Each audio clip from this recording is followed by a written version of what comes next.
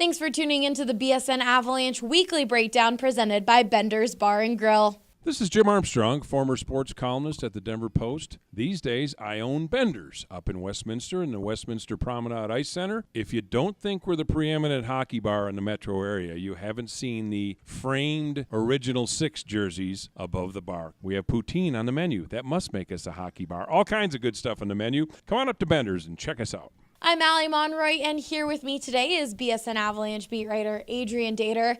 The Avs, fresh off of a win over Boston Wednesday night, host the defending Stanley Cup champion Washington Capitals Friday night before heading west for games next week in Anaheim, Los Angeles, and Arizona.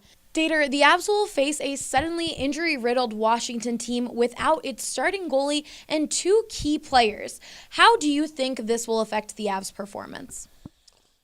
Well, Allie, sometimes I would have worried in the old days about it. The Avs, they played it down to their competition too often in recent years. We saw that with losses last year to the horrible Buffalo Sabres, Arizona Coyotes. But I don't think the Avalanche are going to fall victim to that this time because it's going to be a Friday night. Everybody gets excited to come out to Denver in the Pepsi Center on a Friday night. The games are just very fun on weekend nights. Everybody's got the night off. They're playing the defending Stanley Cup champion. That in itself is kind of exciting. Alexander Ovechkin is still there, so nobody should take him lightly, certainly. But more importantly, I think the Avalanche are a team that doesn't look at the opponent as much and say, we can take this night off. We can take this night off. They're missing a couple of guys. Maybe we're going to have an easier time. Don't think the Avalanche are that kind of team anymore. They're young. They enjoy coming to the rink and playing hockey. Sometimes I think older teams tend to fall into that trap of taking the night off when the other team has players missing. And you never want to take a team lightly that's missing guys because they're going to overachieve. They're going to want to overachieve. They're going to want to impress the coach. They're going to have brand new players. They're going to be excited to play. So you just cannot take teams lightly. But overall, I think the Avalanche are going to be excited to play a top team and want to do well. And also because they have Philip Grubauer, who's going to start the game. Avalanche players are going to want to win for him. That's a hockey tradition. You always want to, players put money on the board too. When they play an old team, they put money on the board and they say, guys, if you can help me win tonight, all that money that I put up on the board is going to go to a team party. Avalanche are going to want to have a nice team party, I think. Well, like you mentioned, Philip Grubauer is set to start in net on Friday. He hasn't played in nearly 2 weeks after a terrible game in Vancouver. What kind of performance do you think he'll have? Well, I think he's going to come out ready to play and play well. I mean, he's been working hard in practice. He's been working a lot with the goalie coach. He knows he had a terrible game in Vancouver, 7 goals allowed. So he's ready. If he's not ready, it's going to be a problem. I mean, if there's one game that Philip Grubauer should be well motivated to play, it's going to be against his old team tomorrow night. He's a good goalie. He's just, he's not playing a lot, though, so you always worry about rust. You always worry about timing.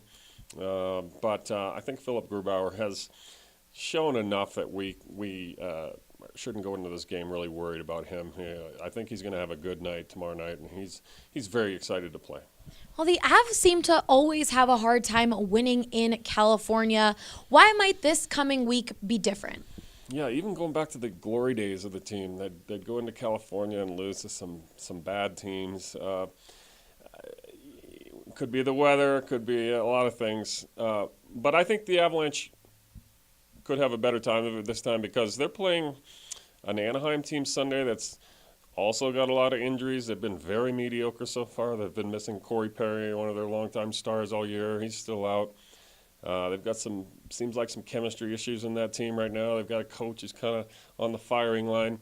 So I think Avalanche have a decent shot to win in Anaheim Sunday night, a place that's been a terrible arena for them to play the last few years. And then they go into Los Angeles on Wednesday to play a team that's missing not one but their two top goalies. They'll have to probably play against their old friend Peter Budaj, who just seems to kind of last forever in this league. He's their new number one in LA. So, and then they go into Arizona, where they've kind of had a good run of success typically there, and that's still a mediocre team. So, assuming they don't get sort of bogged down by the good weather and relaxing lifestyle a little bit, they're going to be gone a whole week. I think they're going to, have a good chance to at least come away with at least one, hopefully two maybe 3 victories on the road against teams that they can very well beat if they're playing to the way they can. Well, be sure to catch all of our coverage on bsndenver.com. For Adrian Dater, I'm Allie Monroy, BSN Denver. If you're a football fan or a hockey fan, you got to check out Bender's off of Highway 36, just off of Church Ranch Boulevard. 32 beers on tap, served in chilled glasses. We're a watch site for Coloradans for Nebraska and Steeler Nation of North Denver. So if you're a Husker fan or a Steeler fan, you're a recent transplant to Denver, come on up to Bender's and check us out.